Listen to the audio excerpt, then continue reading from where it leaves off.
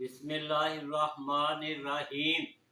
Shabir educational bank की तरफ से नबी पाक सल्लल्लाहु अलैहि वसल्लम की पूरी उम्मत को अस्सलामु अलैकुम।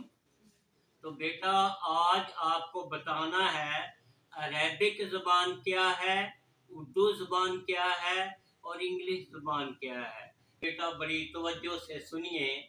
अरेबिक जो ज़बान है वो दुनिया की बेहतरीन ज़बान है। इसके मुकाबले में कोई और ज़बान नहीं है।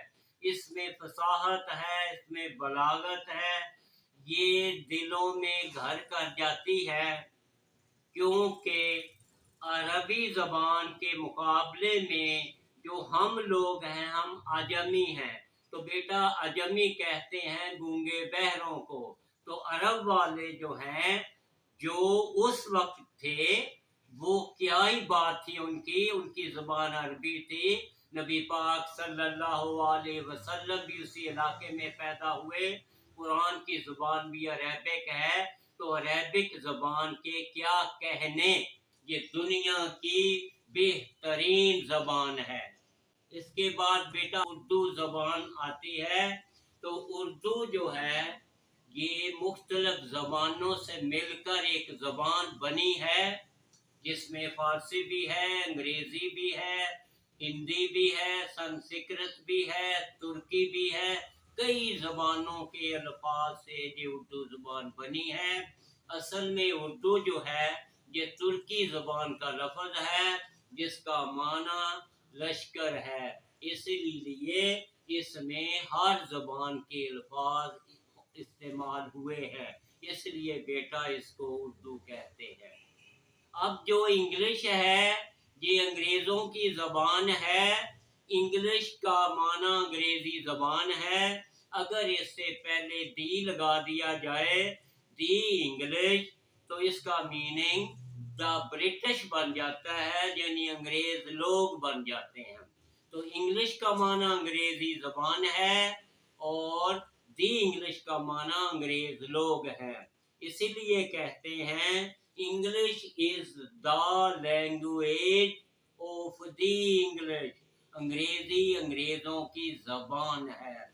तो बेटा, अरबी ज़बान को बैनुल अक़वामी ज़बान बनना चाहिए, उर्दू ज़बान को बैनुल अक़वामी ज़बान बनना चाहिए। लेकिन अफसोस आज इंग्लिश जो है वो बैनुल अक़वामी ज़बान बनी है। तो आजकल English is the international language. अंग्रेज़ी बैनुल अक़वामी ज़बान है।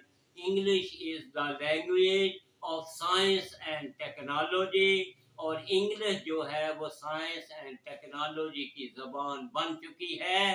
तो हमें चाहिए कि अरेबिक को हम बनाते, लेकिन अफसोस हम अरेबिक को ना बना सके।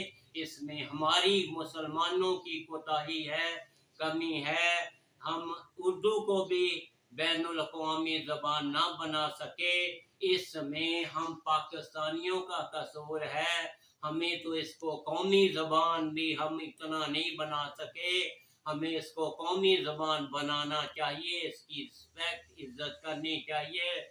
लेकिन हम पंजाबी, पश्तो और सिंधी, बलोची, इसमें हम फंस कर रह गए हैं। तो हमें पाकिस्तानी होते हुए उर्दू ज़बान को भी फ़रोग़ देना चाहिए। लिहाजा सब ज़बानों की अपनी अपनी अहमियत है। लिहाजा अरबी ज़बान जो है वो सब से आगे है। मुसलमान साइंसदानों ने इसी ज़बान में तरक्की की और आगे बढ़े। आज हमने अरेबिक का दामन छोड़ दिया है, इसीलिए आज हम ज़लील व ख्वार हो रहे हैं।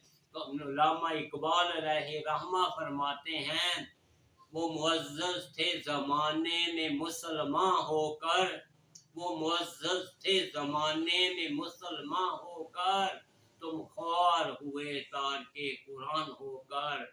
लिहाजा हमें अपने आप को गुंबद खज़रा की तरफ जोड़ना होगा। हमें अरबी से नाता जोड़ना होगा। हमें پاکستانی ہوتے ہوئے اردو کی بھی سمجھ آنی چاہیے، اور دنیا کا چیلنج قبول کرنے کے لیے ہمیں انگلش بھی آنی چاہیے۔